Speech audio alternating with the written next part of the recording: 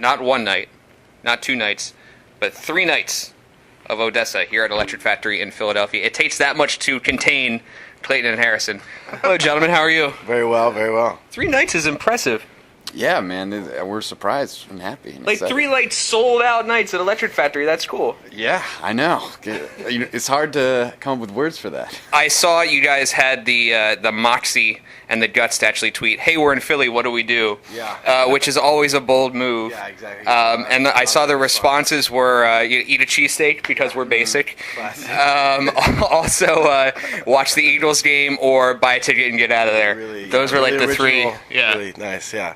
That's not too bad, though. We've had worse than that, so. So what did you do with your night off in Philadelphia?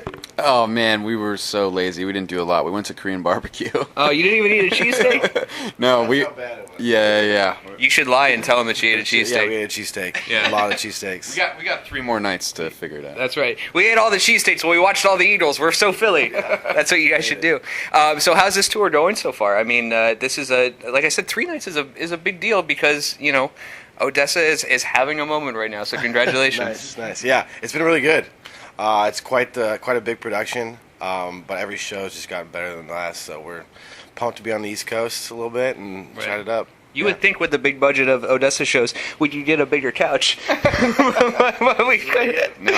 No, I like it. This is on our rider, tiny couch. Yeah. We like to get in as close as possible.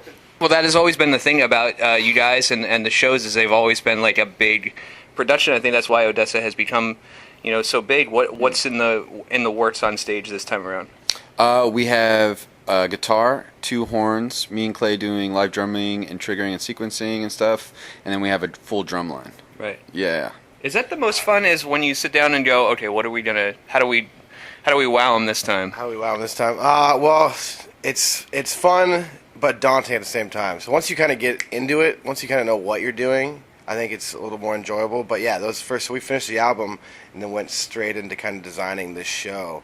But we basically redid everything from the ground up, and that's an incredibly daunting experience to be like, how do we revamp this thing? Right. So it took us like 2 months to just build the whole thing again, with all this new production, new visuals, new players. So it's just a lot of moving pieces to kind of configure in the right way, and that can be pretty intimidating. Let's talk about the album for a minute because it's been out now for a couple of months, and I think the coolest thing about it is some of the unique voices that you guys have on there.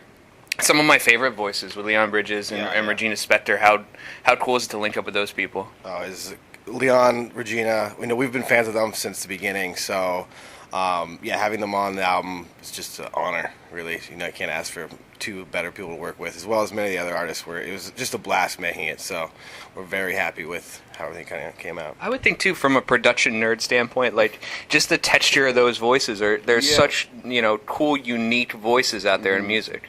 Yeah, I think we really take the time to find people that maybe others wouldn't expect us to work with, because we're a fan of so much different kind of music, and I think sometimes we get lumped into kind of this more cliche side of like electronic music, where people are like assume that every song is going to be cookie cutter and like this, but we like so many different styles of music, and we're big fans of indie, and coming from the Northwest, I mean, singer-songwriter stuff, so we try really to expand our sound and work with people others wouldn't expect. Yeah, I mean, that kind of indie world has been something we really strive to work with, because when you work with people that aren't usually too familiar with the electronic music world, and you kind of create this project, you kind of push each other in different ways, and you kind of get outside your comfort zones, you end up making something that's pretty unique. Right. So when we first started writing, we were working with a lot of people that were familiar with kind of more electronic music and working, in those worlds, but we were kind of making stuff that just didn't sound the way we wanted it to sound.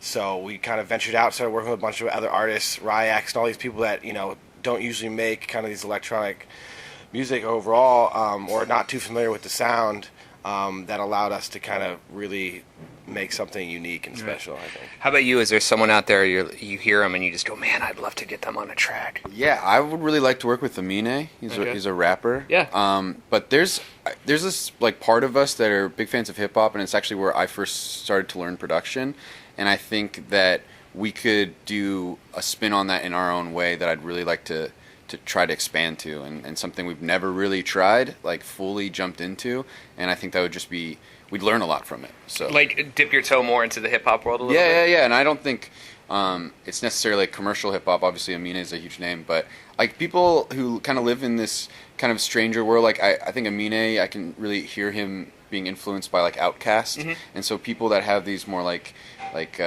more rhythm-based, almost funky kind of flows. I really like Anderson .Paak and people like that. I'd love to. Tribe Called Quest is like my favorite group ever. Yeah. And Q-Tip is one of the best, and I'd love to work with people like that kind of live in that realm. I can hear how kind of the world of ODESZA lends itself to that kind of thing, Yeah, and could yeah, be like a definitely. beautiful relationship. Yeah. Yeah, I mean, overall, we're huge fans of just so many different genres, and blending them in different ways is kind of been our forte. So hopefully we can keep doing that. You guys met in college, right? What was the first thing? Was it purely on music at first, or was there something that bonded you guys first before you guys actually sat down and started doing work? Well, we kind of got introduced by a mutual friend because of music. Okay. Because he was working on kind of like these indie hip hop beats, making like remixing the Beach Boys and stuff, and I was working on kind of like weird, kind of like darker hip hop beats, and our friend who is actually our guitarist and he does a lot of video work for us and kind of just very involved in ODESZA. His name's Sean Kusanagi. He said like, hey, my roommate, who I'm also friends with from high school, makes these beats. You guys got to like talk. And when I was over at his house, he was talking about directing a music video for me. And then Clay came down, and we just started sharing music back and forth. And it was kind of at the time when SoundCloud was brand new, and everyone who was making music on there kind of knew about these weirder names. And it was just weird because we listened to a lot of eclectic music that no one at our school really listened to. Right. So it was kind of like an instant bonding thing. Right.